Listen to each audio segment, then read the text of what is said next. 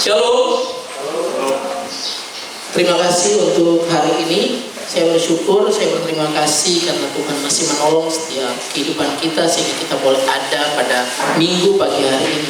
Dan terima kasih buat Pak Gembala di tempat ini dan pengurus yang memberikan kesempatan bagi saya untuk menyampaikan kebenaran firman Tuhan pada hari ini. Hari ini kita akan merenungkan bagian kebenaran firman Tuhan menjadi kelanjutan berbicara tentang 7 peristiwa penyaliban, 7 kejahatan yang dilakukan oleh manusia di dalam penyaliban Yesus Kristus. Kalau kita melihat tentang peristiwa penyaliban, maka kita menemukan bahwa peristiwa penyaliban Tuhan Yesus adalah merupakan salah satu kejahatan yang paling mengerikan yang pernah terjadi di dalam dunia ini. Mengapa hal ini terjadi? Itulah yang menjadi perenungan kita di minggu pagi hari ini. Mari kita membuka Alkitab kita di dalam Yohanes pasal yang ke-18.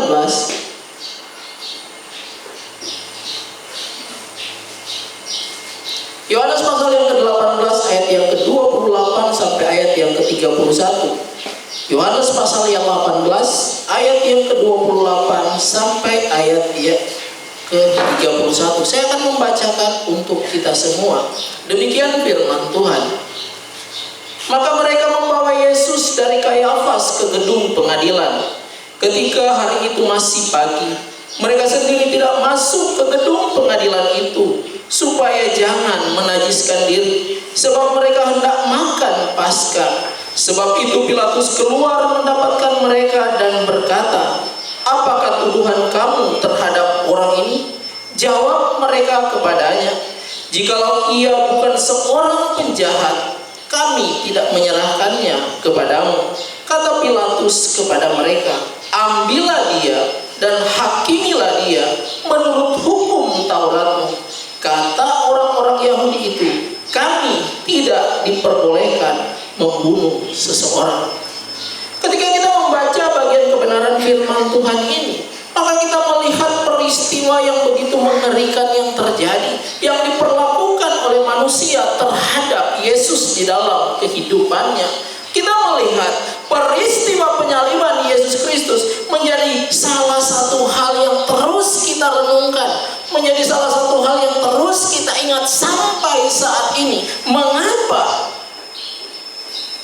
Yesus dijual dan Yesus ditinggalkan oleh muridnya? Yesus dihianati oleh murid-muridnya. Muridnya menyangkalinya, muridnya meninggalkannya, dan orang-orang Yahudi memperlakukannya seperti seorang penjahat. Yesus mau menyelamatkan manusia yang adalah penjahat, tetapi Yesus yang dijadikan sebagai seorang penjahat. Maka dalam peristiwa penangkapan Tuhan Yesus, kalau kita pasti sebelum-sebelumnya kita sudah membaca di dalam Matius pasal 26 ayat yang ke-55 dikatakan, pada saat itu Yesus berkata kepada orang banyak, "Sangkamu aku ini seorang penyamun?" Dalam terjemahan bahasa Indonesia sehari-hari dikatakan, "Apakah aku ini penjahat? Sangkamu ini aku seorang penjahat?" Dan dikatakan bahwa berbicara tentang kalian pikir aku ini adalah seorang penyamun. Penyamun berarti seorang yang perampas atau perampok. Seorang penyamun itu digambarkan sebagai seorang penjahat, seorang pemberontak. Maka nggak heran kalau nanti minggu 2 minggu yang akan datang kita akan berbicara tentang Barabas. Dan kita melihat yang terjadi. Dikatakan bahwa kalian pikir aku ini adalah seorang penyamun. Tiap-tiap hari, kata Tuhan, tiap-tiap hari aku ada di dalam bait Allah. Tiap-tiap hari aku di sana. Tiap hari aku memberi pengajaran kepadamu, dan engkau tidak menangkap aku di sana. Siapa gerangan orang ini yang mengajar begitu luar biasa? Bahkan orang banyak yang mendengar pengajaran Kristus, mereka kagum, mereka takluk, mereka terheran-heran dengan hikmat pengetahuan yang daripada Kristus ketika ia mengajar orang banyak. Tetapi yang terjadi justru mereka menangkap dia. Maka di dalam Markus pasal yang ke-14 ayat yang ke-61 itu menjadi hal yang berbeda yang digambarkan di sana. Tuduhan begitu banyak yang diungkapkan sesudah Yesus ditangkap. Tuduhan yang dikumpulkan, tuduhan palsu yang dikumpulkan untuk membawa Yesus kepada satu penghukuman. 1001 tuduhan palsu tak membuat mulut Yesus terbuka untuk menjawab, apalagi membela dirinya. Tapi satu pertanyaan yang diungkapkan oleh seorang imam besar membuat mulut Yesus terbuka dan berkata, ketika imam besar berkata, apakah engkau Mesias? Maka di dalam Markus pasal 14 dikatakan ayat yang ke-62, kata Yesus, apakah engkau Mesias? Akulah dia. Pengakuan Yesus tentang kebenaran justru membawa Yesus dihujat oleh orang Israel. Nggak perlu lagi kita membutuhkan saksi. Mereka menghadirkan saksi palsu tak membuat mereka mendapatkan kesalahan di sana. Tetapi ketika Yesus menyampaikan bahwa akulah dia, mereka langsung mengatakan dia menghujat Allah. Itu yang sudah dibahas minggu yang lalu.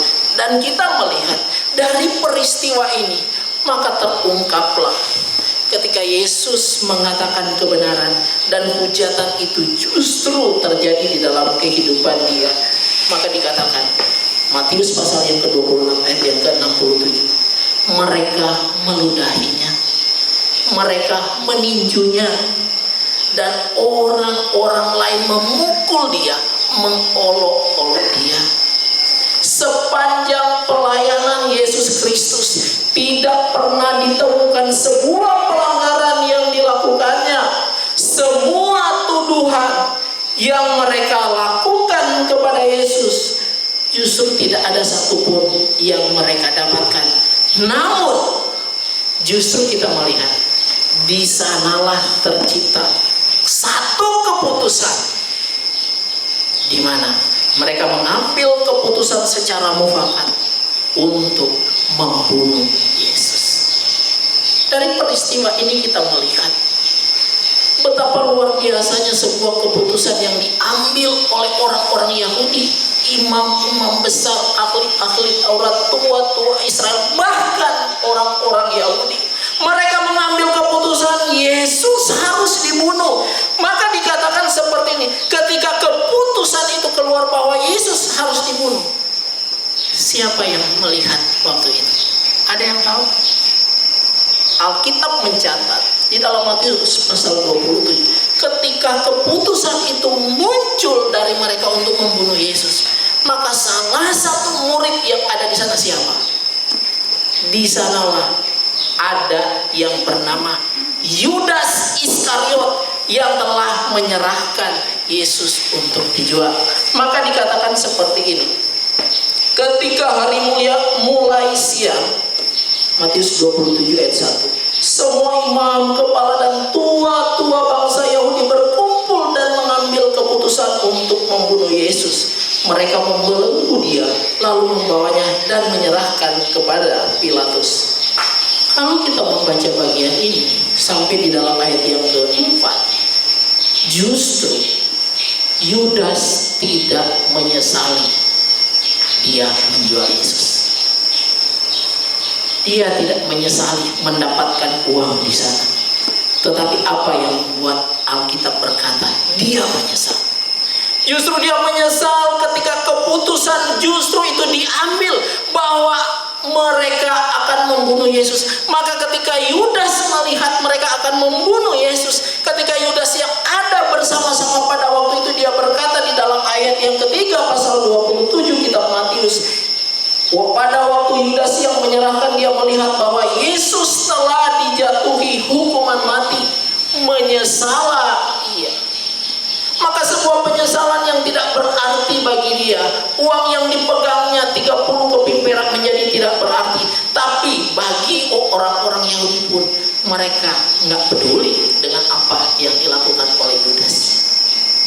Maka perlakuan-perlakuan yang menunjukkan kepada kejahatan yang terus-menerus disampaikan melalui kebenaran firman Tuhan, kita melihat uang memang tidak ada gunanya bagi Yudas, tetapi keputusan yang diambil untuk membunuh Yesus membuat dia menyesal. Dan dia berkata, aku adalah orang berdosa yang telah membuat Yesus harus mati disalibkan. Dan kita melihat Yudas tidak pernah menyesal menjual Yesus, tetapi apa yang membuat Yudas menyesal adalah ketika ia melihat hukuman mati ada di depan dia. Orang Yahudi telah orang Yahudi telah bermufakat menjatuhi hukuman mati terhadap Yesus. Pertanyaannya, kenapa orang Yahudi nggak bunuh langsung? Keputusan sudah ada, tetapi kenapa mereka tidak membunuh Yesus? Mengapa orang Yahudi justru tidak membunuh Yesus? Mengapa mereka harus membawa kepada pengadilan Romawi? Dan mengapa mereka membawa di depan Pilatus yang adalah seorang pemimpin pada waktu itu? Maka kita melihat firman Tuhan yang kita baca di dalam Yohanes 14 ayat yang ke-28. Kita menemukan di dalam ayat 28 sampai 31. Karena apa? Karena hukum Taurat, orang Yahudi dilarang membunuh. Tapi hukum Romawi membenarkan, melegalkan sebuah pembunuhan dengan alasan yang kuat, dengan alasan yang tepat bahwa dia layak untuk dihukum mati. Maka di sini kita melihat ketika hal itu terjadi, Yesus berkata di bagian pertama waktu mau ditangkap, kamu pikir aku ini penjahat? Sekarang Yesus berkata, apakah aku ini penjahat? Jelas Yesus bukanlah seorang penjahat seperti yang kamu tuduhkan. Namun di depan Pilatus orang banyak berkata apa? Yesus tidak pernah mengakui bahwa dia melakukan kesalahan, tetapi di depan Pilatus justru orang-orang Yahudi berkata apa? Jikalau ia bukan seorang penjahat, kami tidak akan menyerahkannya kepadamu. Maka dari sini kita melihat ya, peristiwa penyaliban Yesus Kristus diawali dengan sebuah kejahatan dan terus membawa kepada kejahatan yang terus menghancurkan setiap pikiran dari orang-orang Yahudi, khususnya orang-orang yang ada di dalam bait Allah. Maka kita melihat dari perenungan kita bersama-sama hari ini, maka kita menemukan ada beberapa pembelajaran penting yang harus kita ingat. Pilatus, ketika hukuman itu mereka bawa, ketika Yesus dibawa di depan Pilatus tahu memang Yesus nggak ada kesalahan kok. Pilatus tidak menemukan kesalahan kok, nggak ada pelanggaran satupun yang Yesus lakukan. Tetapi di sini kita melihat justru Pilatus mengatakan mereka menyerahkan Yesus karena apa?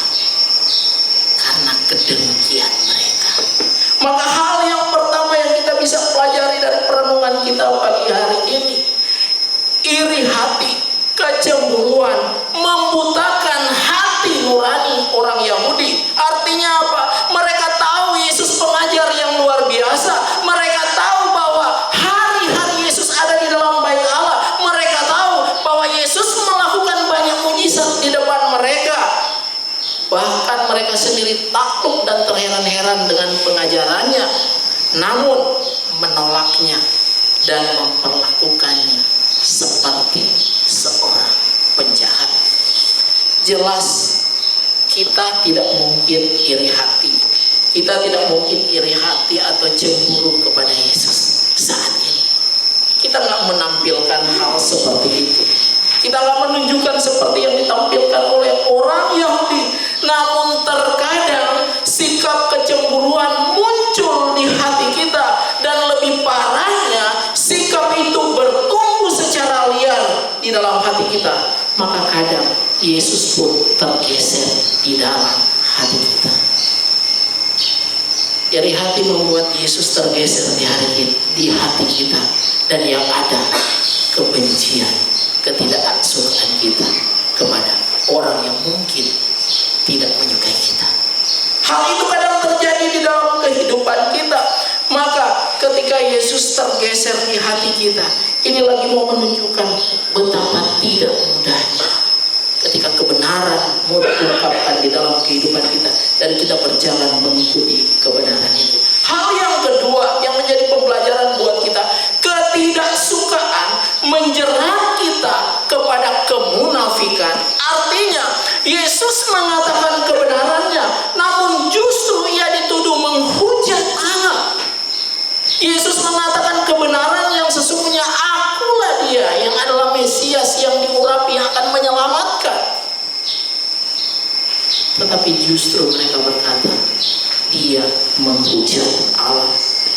Maka dari sini 1001 tuduhan tak membuat Yesus membuka mulutnya. Tuduhan palsu. Tapi satu pertanyaan seorang imam besar untuk tahu siapa Yesus. Dan Yesus mengatakannya, tetapi membuat dia terhukum. Perhatikan baik-baik. Hati-hati dengan hati kita ini.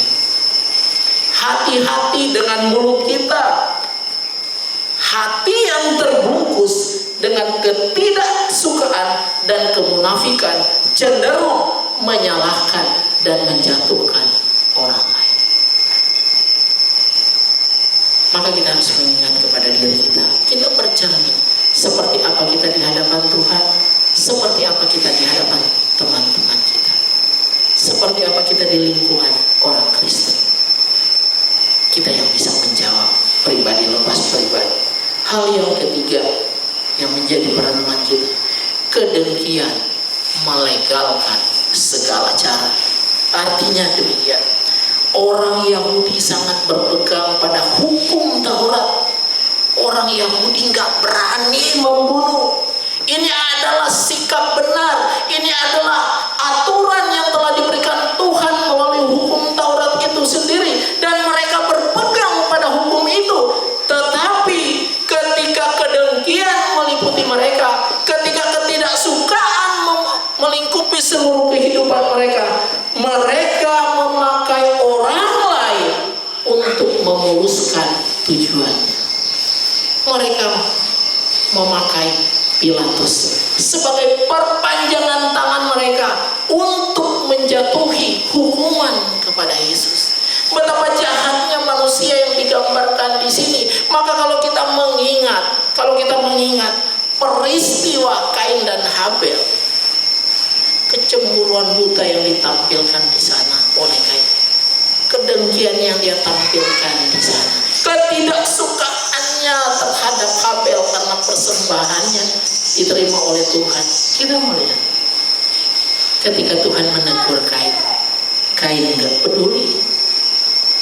Yang Kain mau, aku akan menyelenyapkan adikku ini, aku akan membunuhnya. Maka kalau kita mengingat peristiwa Daud dan Betseba, itu adalah merupakan, Alkitab mencatat, peristiwa Daud dan Betseba adalah merupakan kejahatan yang besar di sana. Kenapa?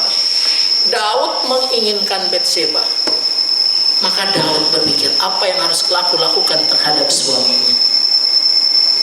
Maka Daud dengan sebuah strategi disusun rapi, disuruh kepada anak buahnya, biar Uria berdiri di paling depan ketika berperang, supaya ketika musuh datang, ialah dia pertama-tama yang akan mati di sana.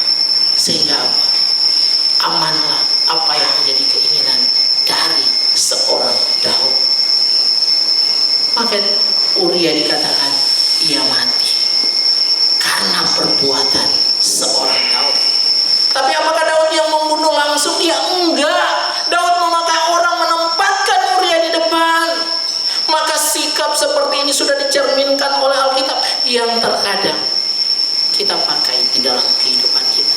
Kita nggak mau supaya orang lain tahu kita yang bersalah, tapi kita memakai mulut orang, tangan orang untuk menjatuhkan orang yang kita tidak sukai. Hati-hati. Perjalanan panjang kehidupan kekristenan itu selalu dibelenggu dengan ketidaksukaan kita kepada orang lain. Kita nggak bisa bohong. Tetapi orang yang hidup di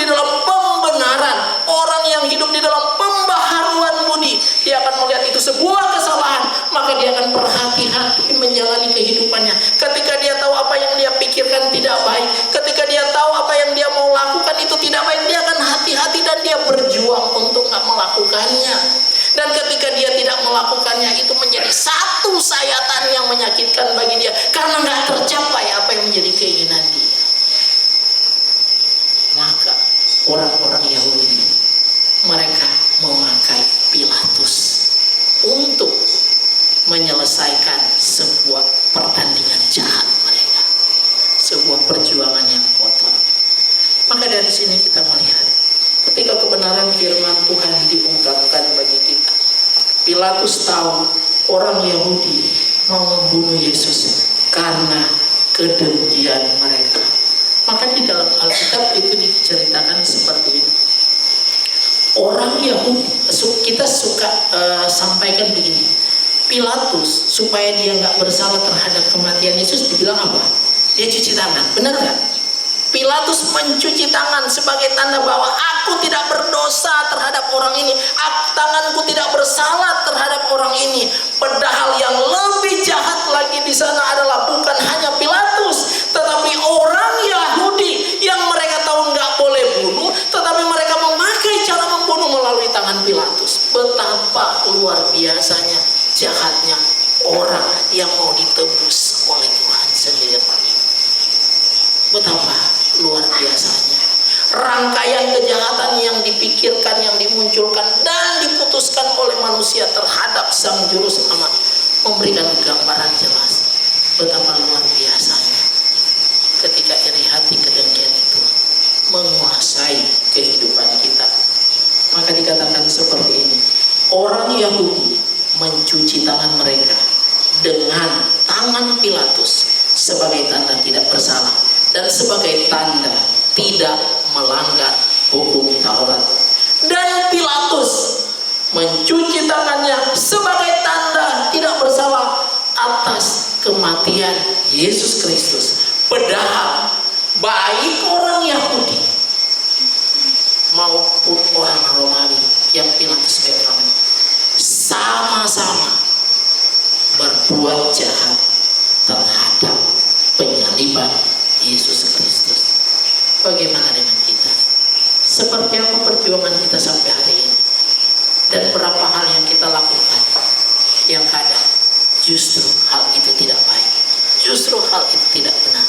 Jangan sampai kita bersikap seperti orang-orang Yahudi, kita bersikap seperti Pilatus, karena setiap yang mereka lakukan adalah kejahatan di mata Tuhan. Biarlah kebenaran firman Tuhan ini mengingatkan kita untuk kita bertanding berjuang di dalam kehidupan. Mari kita bergandengan tangan supaya kita jangan disebut sebagai penjahat masa ini. Tetapi biarlah orang melihat kita adalah orang-orang yang percaya, yang melakukan kehendak dan ketetapan Tuhan dalam hidup kita, sehingga hidup kita memuliakan Tuhan, sehingga melalui hidup kita orang lain tahu sungguh kita orang yang percaya kepada Yesus Kristus. Amin. Untuk kebenaran firman Tuhan, mari kita tunduk kepala dan kita